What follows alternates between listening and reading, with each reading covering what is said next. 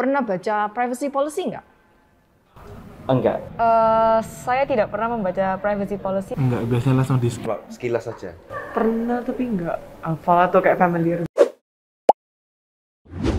Halo teman-teman, kembali lagi ke Brand Advice Chat. Jadi pada video kali ini kami akan membahas tentang privacy policy.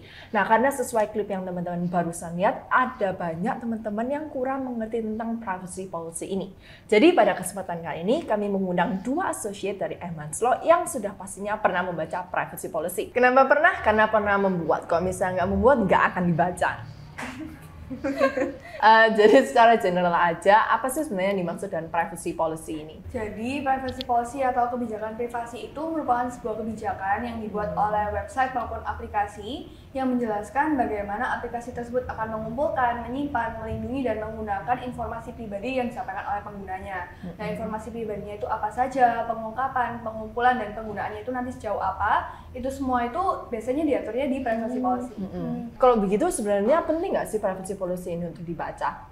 Ya, jadi untuk privacy policy itu sebenarnya pada dasarnya itu sangat penting ya untuk dibaca. Mengapa? Karena kan ini menyangkut data-data maupun informasi pribadi kita yang kita serahkan ke penyedia layanan maupun penyedia situs.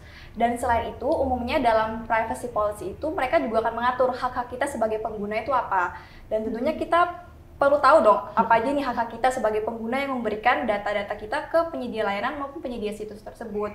Nah, hak-hak tersebut misalnya hak kita untuk mendapatkan informasi yang jelas, transparan, kemudian juga misalnya hak kita untuk dapat mengakses, merubah maupun memperbarui data-data pribadi kita. Kalau begitu, kapan atau pada situasi apa biasanya kita nih encounter atau ketemu dengan privacy policy ini? Privacy policy itu seringkali kita jumpai ketika kita mengakses suatu website maupun aplikasi. Nah, biasanya kalau misalnya ada di website itu, privacy policy itu diatur di bagian paling bawah dari website itu. Nah, sedangkan kalau di aplikasi, biasanya itu kan kalau saat kita baru download dan baru bikin account di aplikasi tersebut, biasanya kita kayak disuruh mencentang kotak kecil kan.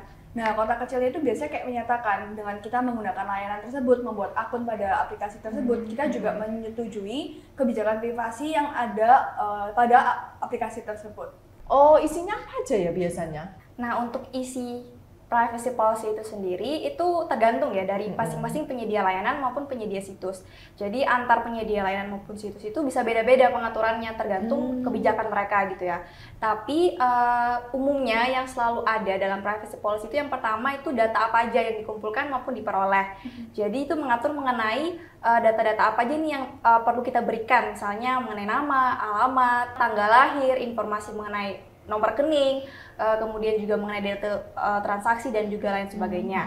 Selanjutnya yaitu adalah bagaimana mereka mengolah data tersebut dan menggunakan data kita tersebut. Nah, umumnya mereka menggunakan data kita itu untuk memproses permintaan kita maupun transaksi yang kita gunakan dalam layanan maupun situs.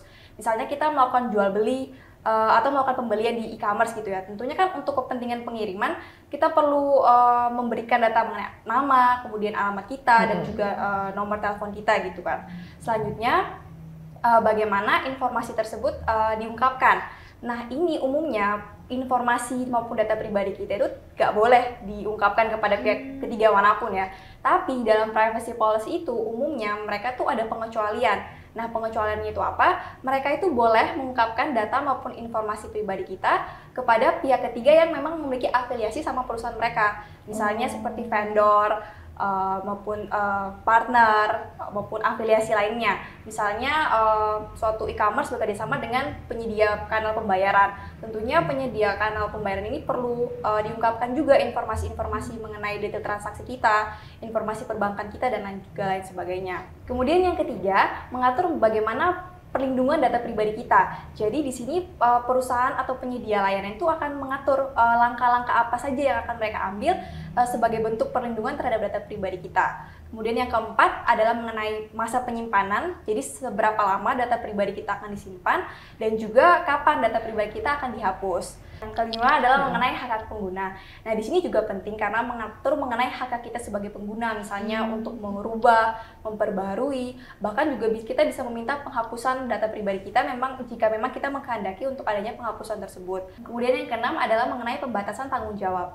Nah, di sini penyedia layanan maupun penyedia situs itu umumnya akan membatasi tanggung jawab mereka dalam hal-hal tertentu. Misalnya mereka itu tidak mau bertanggung jawab kalau ada ketidakakuratan, ketidaklengkapan informasi yang diberikan oleh kita sebagai pengguna. Atau bisa juga mereka itu membatasi tanggung jawab dalam hal terjadi force major yang mengakibatkan adanya kegagalan perlindungan informasi pribadi, seperti itu.